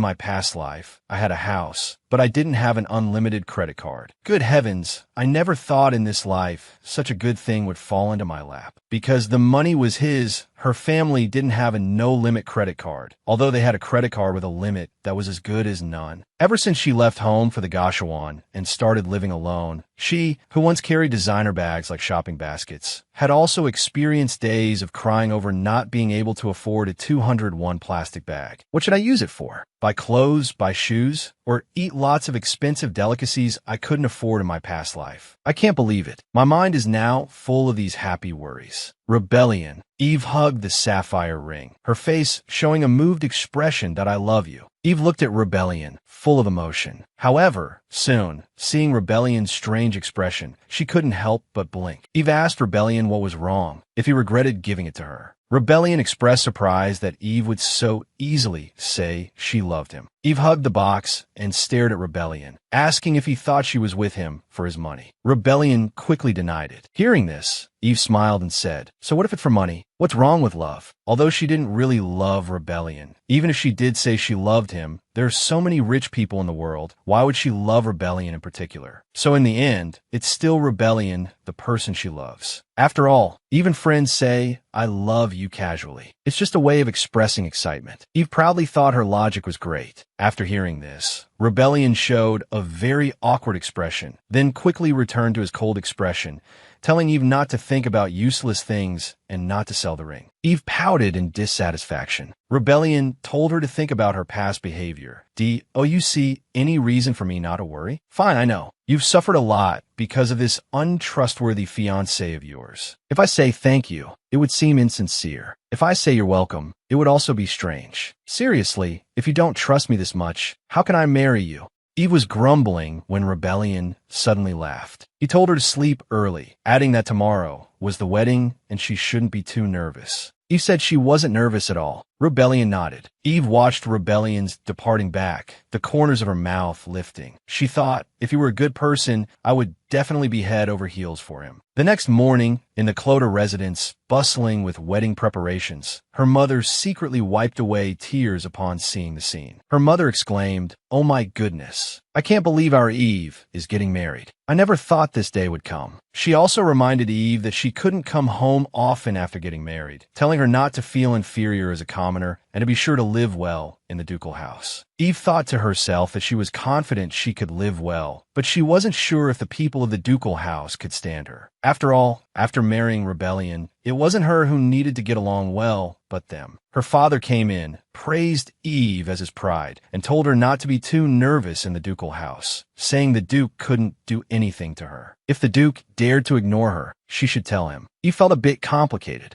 She never expected her father, who was usually anxious about not being able to sell her off, to say such a thing. For a moment, she didn't know what to think. She felt that if her father was like this, he might as well not have married her off, but also felt that her father did love her a little. "Miss, because of my commoner status, I cannot accompany you to the ducal residence. I hope you stay healthy and eat well. Even if I'm not by your side, please be happy." Dressed and ready, Eve was escorted by her father into the carriage. Watching the servants wave and wish her a happy wedding, she remained silent, planning to find an opportunity later to have Rebellion bring Ida over. After an unknown amount of time, Eve arrived at the temple. She let out a long breath. As soon as Eve stepped out of the carriage, Lilith came to greet her. Lilith, who had officially become her personal maid, walked towards her with other maids. Lilith covered her mouth with both hands. Lilith exclaimed that seeing Eve made her feel she had no regrets in this life. She also said Eve was the most beautiful bride in the world and urged her to go in and see the Duke, joking that she might faint from excitement. Eve thought to herself that it probably wouldn't happen, then walked down the corridor. The maids holding the long train of her dress followed her steps slowly. Soon, she stood before a large door and called out to Rebellion. Hearing Eve's voice, Rebellion turned his head and stopped when he saw her. Rebellion had his dark hair neatly combed back and was wearing a black formal suit. Seeing him, Eve couldn't help but exclaim in admiration, thinking he was too charming. "Your Grace, what's wrong? Did you eat something bad today?" Rebellion said, "It's nothing." Eve asked Rebellion if she was pretty, if she was dazzling his eyes. Rebellion said, "You're beautiful." Eve was a little surprised, thinking that Rebellion's direct admission left her with nothing to say. She also said Rebellion should have teased her, like asking if she had washed her face or her hair. Eve's eyes widened, not understanding why Rebellion was suddenly like this, and she shook her head with a sense of helplessness. At this moment, Rebellion stepped forward, gently took her hand, and kissed it. "Let's go in." Eve was so surprised by this sudden gesture that she was speechless. What is this? "You're kissing the back of my hand." Rebellion pulled the somewhat confused and stiff Eve's hand. At that moment, the door opened. She and Rebellion walked into the wedding hall together. And so, the plot of the original story began to unfold. That night, Eve, burdened with the great responsibility of the wedding night, got completely drunk, mumbling, "Rebellion, get him off me. This is driving me crazy. Are you sober now?" Eve mumbled incoherently about the guests. Rebellion informed her that the guests had been sent off and the wedding was almost over. Eve groggily replied, "So this is..." Rebellion responded, "This is the bedroom we will be using from now on. You don't seem to hold your liquor well. You only had a few glasses and lost your composure, so I had you rest in the room." Eve said, "I'm a bad drinker? Impossible. I used to be able to drink a whole basin of Boilermakers, a type of cocktail, and still go to work the next day with a full face of makeup." Rebellion said helplessly, "A whole basin of Boilermakers? What on earth are you talking about?" Eve felt the world spin and was momentarily dazed. Rebellion's hand, "I'm going to sleep soon too. Don't force yourself. It seems to be just drunken rambling. Anyway, be careful when you drink in the future." Eve asked again, what about the guests? Rebellion informed her the guests had been sent off. Eve repeated, confirming the guests. Rebellion just sighed. Drink some water and go to sleep. Eve said, but tonight is our wedding night. Before she could finish, Eve swayed and fainted. Rebellion urgently called out to Eve. Rebellion quickly caught Eve. Eve responded with a slurred tongue. Her vision was blurry from the drunkenness. She couldn't even see Rebellion's face clearly. After staring at him for a while, she told him not to sway and to stand still. Rebellion thought helplessly, can we just pretend this wedding never happened? Eve slurred, you're too handsome. She refuses to sleep. I finally managed to get her to sit down. If your stomach feels better, go and get some sleep. Eve pouted, mentioning the wedding night. She was dissatisfied. Rebellion was leaving on their wedding night, and she didn't want to spend alone. Rebellion pointed out that she was so drunk, it was inappropriate to talk about the wedding night. But Eve insisted that even if she was drunk, she could do what needed to be done. Don't go. Stay with me. Rebellion said he had no fetish for hugging drunkards. He said Eve was barely conscious. Eve insisted she wasn't drunk and accused Rebellion of constantly swaying, telling him to sit still. Rebellion helplessly explained that it was Eve who was swaying. Eve told Rebellion to sway with her at the same rhythm. Rebellion didn't respond. Eve could feel him looking at her with a helpless expression, but she was still defiant, thinking that Rebellion couldn't even do this much and still talked about marriage. Rebellion thought,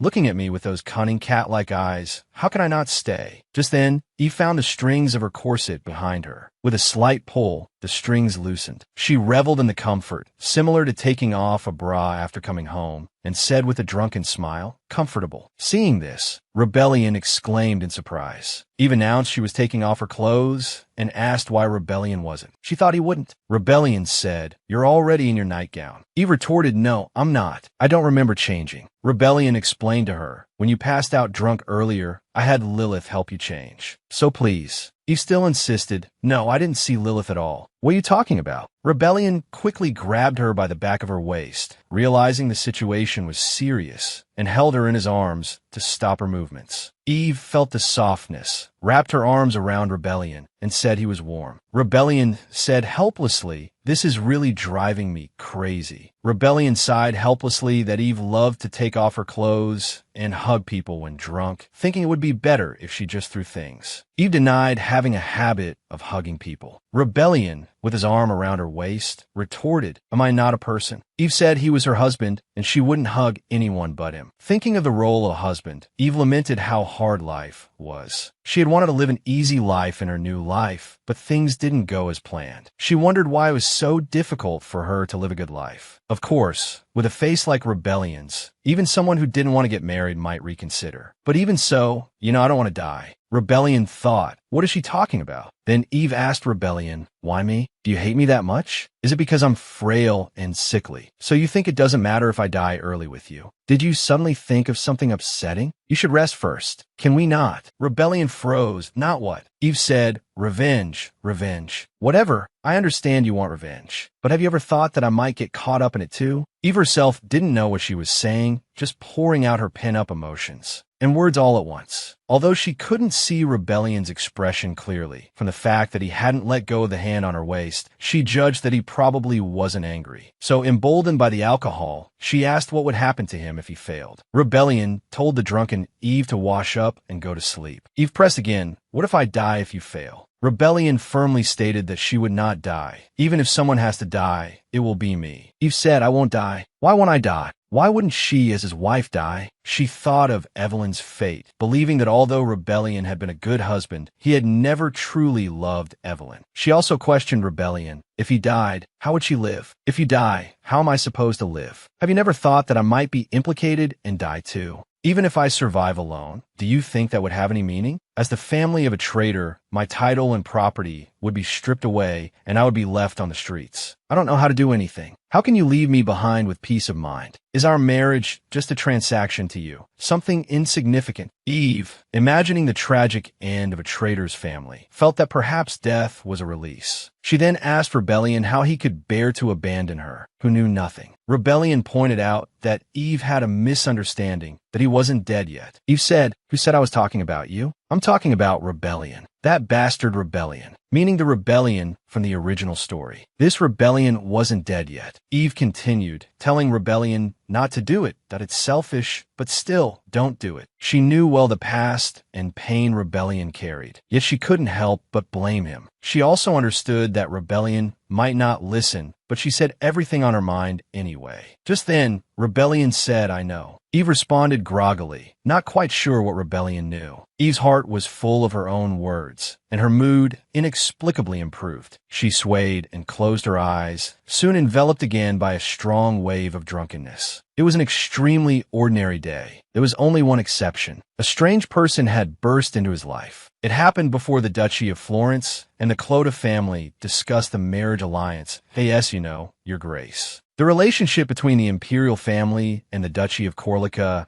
is deeply entangled and not easily shaken. The thing that the head of the Clota Merchant Guild had that day was simply unbelievable. It was ironclad proof that the current emperor and the temple had once joined forces to eliminate the Duchy of Corsica. For rebellion, who hated the Duchy of Corsica and was bent on revenge against the imperial family, this evidence was incredibly precious, practically priceless. Rebellion's birth secret was an open secret within the empire. His mother, Cherina, though of commoner birth, became the Duchess of Florence due to her devastating beauty. One day, her beauty caught the emperor's eye. The emperor sent the Duke of Florence to the border, brought Cherina into the palace, and forcibly took her. The truth was shocking, but people didn't care much. The nobles were extremely cruel to this commoner woman who had climbed to the position of duchess. Most people believed that Cherina was a lowly person who, after becoming duchess, seduced the emperor to gain power. People said she first climbed to the position of duchess, then seduced the emperor to become his mistress. And when she had a child, all of this became an established fact. The only one who believed in her innocence was the Duke of Florence, who had been exiled to the border and only returned 3 months later. Everyone gossiped. She must have actively seduced His Majesty, right? She probably used the same method to get close to the Duke of Florence in the first place. How shameless. The poor empress. She must be so heartbroken. In the end, rebellion lost his mother as soon as he was born. The former Duke of Florence deeply loved his wife, even though rebellion was not his biological son. Simply because he was his wife's child, the Duke gave him love and told him, "You are my son." And this was why rebellion hated the emperor and the ducal family of Corsica. The Corsica family was the emperor's most capable right-hand man, and at the same time, a sharp blade that could be stabbed at the emperor at any time. As the empress's family, the Corsica family was extremely jealous of rebellion's mother at the time. After all, the empress had borne the emperor a son, yet the emperor's favor was on the duchess. Whether this could be called favor was unknown. Rebellion's goal was simple: to take revenge on the emperor, to bring down the ducal family of Corsica, and to overthrow the crown prince. He had no desire for power. If he did, he would have long ago flattered the emperor, begging him for an official position. After all, every time he saw the emperor, his eyes were glazed over with disgust. He wanted something else: to personally plunge a sword into the heart of the emperor who had toyed with his father and insulted his mother, to annihilate the imperial family. This was his greatest goal. He had never forgotten this goal. Finally, one day, he received a letter from Clota. Rebellion said, "Clota." He replied, "Yes, esteemed Duke of Florence. I am writing this letter to help you accomplish what you have been desperately seeking recently." Whether this merchant guild head truly knew about rebellion's secret operations or not, this letter led to their meeting. The item that Archbishop Clota brought was extremely shocking. It was evidence that the former emperor and the temple had once joined forces to try to eliminate the ducal family of Corsica. Once this evidence was exposed,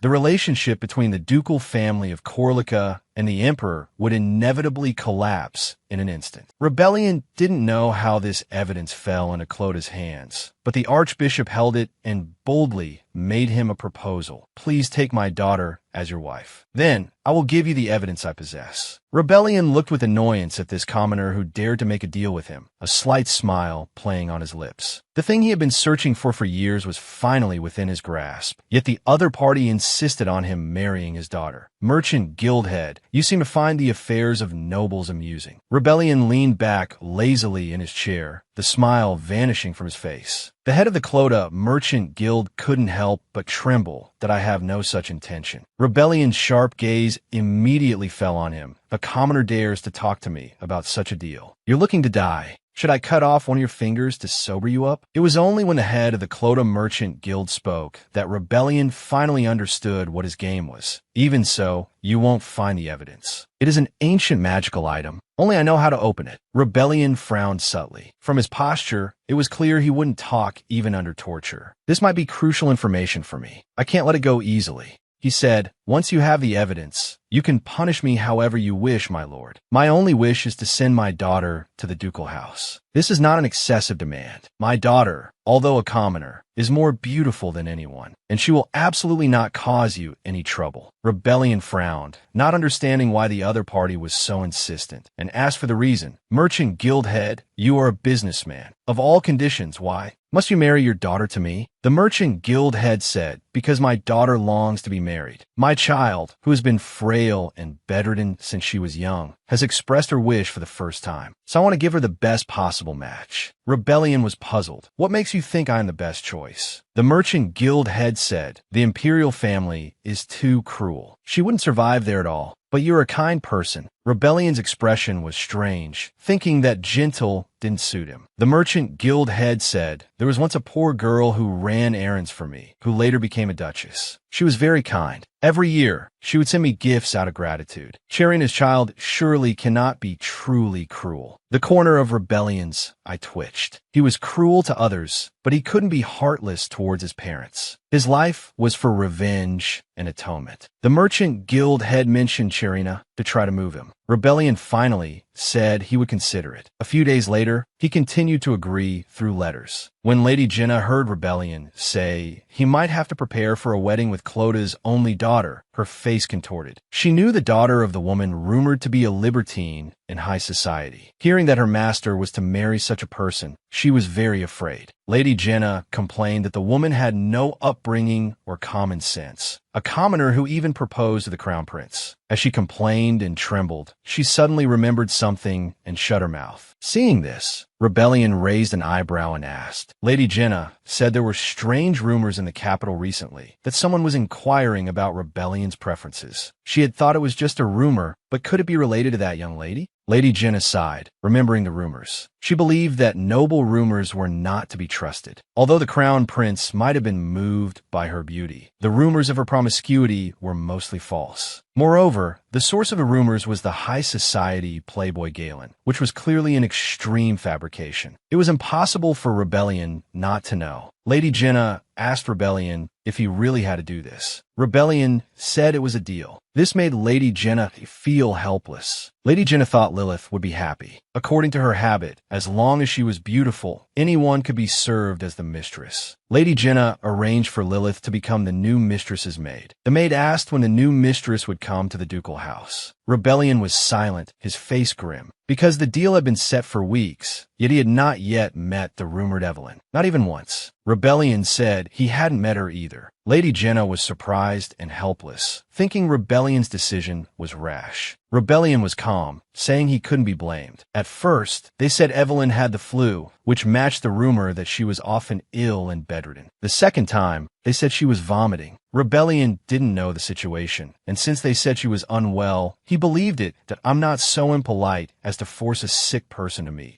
After countless tragic meetings like this, I gradually formed an image of her in my mind. A frail figure, strange rumors. In my heart, she gradually became a delicate, innocent girl surrounded by strange rumors. She looks unwell. I must make sure she eats well. However, when Rebellion visited the Clota family again, his ideas were shattered. Then, no way. This woman, Evangeline Clota, like this. I had my first meeting with this strange person.